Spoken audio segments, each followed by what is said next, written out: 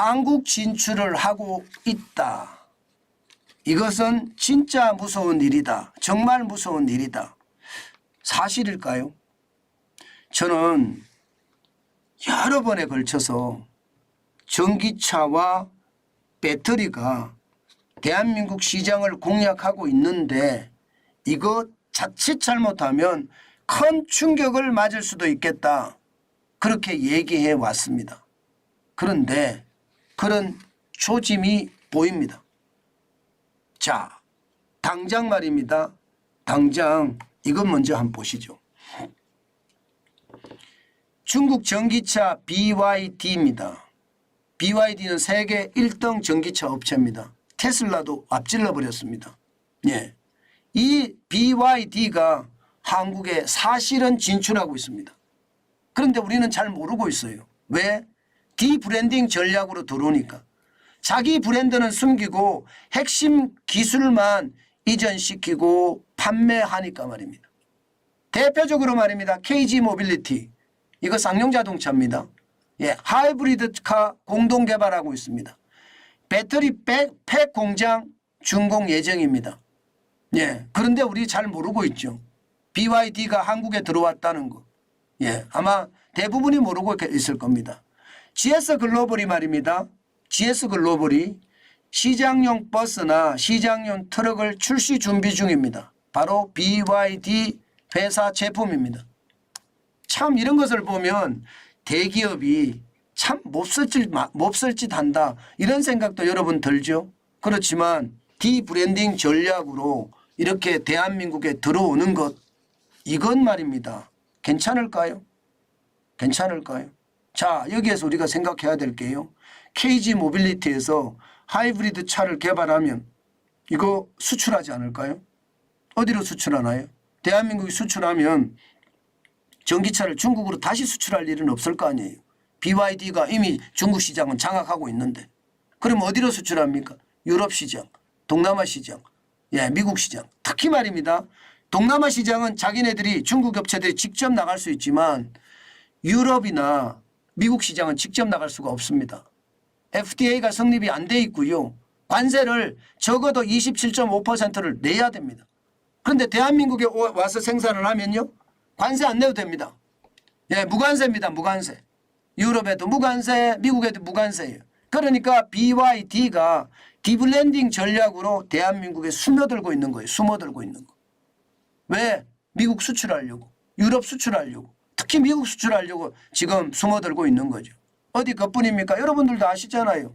이미 예, 중국의 지리자동차 합작사, 전기자동차 업체 폴스타가 우리 르노코리아 공장에서 생산해서 미국 시장에 판매하겠다는 거 이미 알고 계시잖아요. 이미. 예, 이미 알고 계실 겁니다.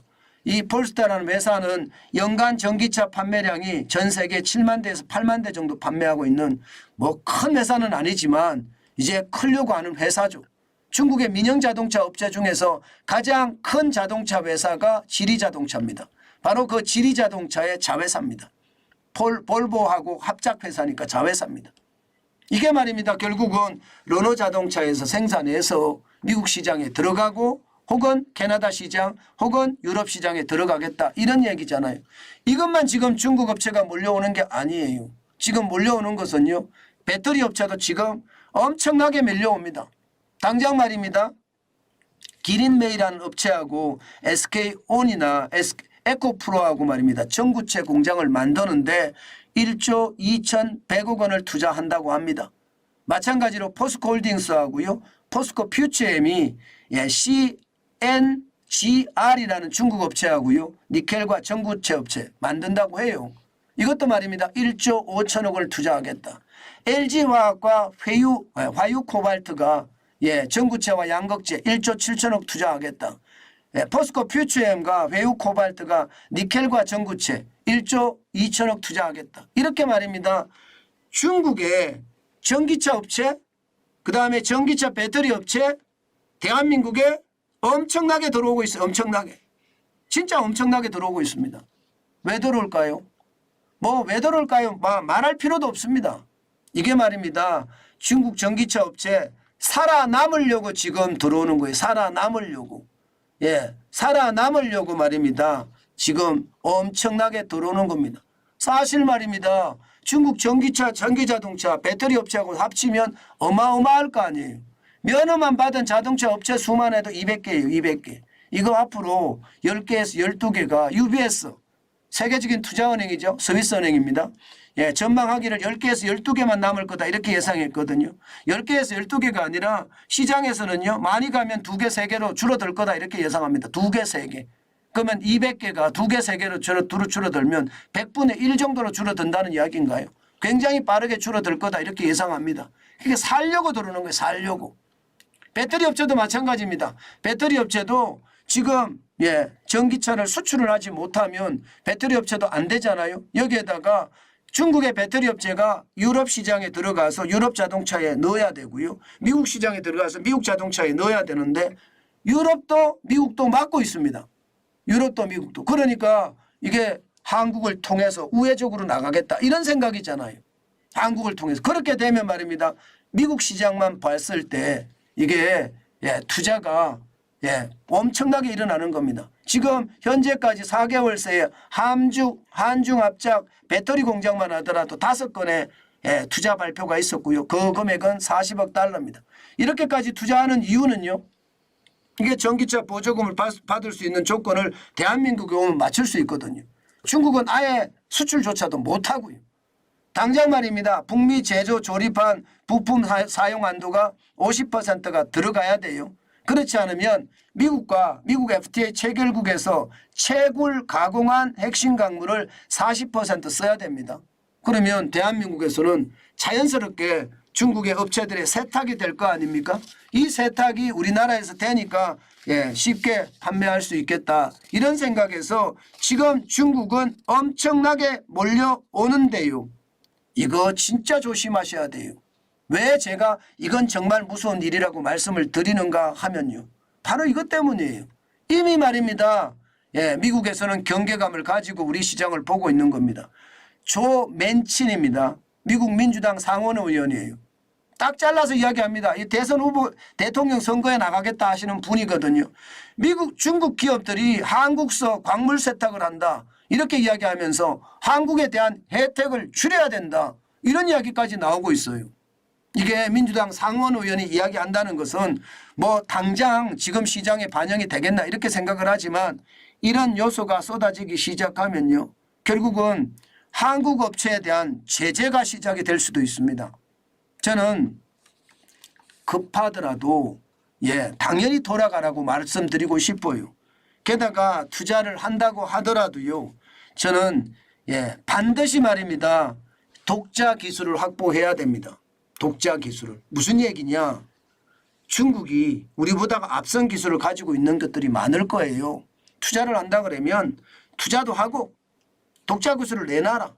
그래서 이 합작회사에서 운영할 수 있어야 됩니다. 그렇게 운영할 수 있어야지 법적인 검토도 제대로 해야 되고요. 그래야지 말입니다. 우리가 살 수 있습니다. 만약에 미국이 중국 업체하고 합작한 업체 제재한다고 하면 어떻게 할 거예요? 그때는 우리 자동차, 전기차, 배터리 지금 차세대 산업이라고 이야기하는데 왕창 무너질 수도 있습니다. 그렇기 때문에 반드시 말입니다. 단순하게 지금 중국이 투자한다고 좋아할 것이 아니라 확실한 우리의 기술을 확보하는 게 중요하고요. 그리고 말입니다. 투자도 가려서 받아야 됩니다. 투자한다고 무조건 받을 게 아니라는 뜻이에요.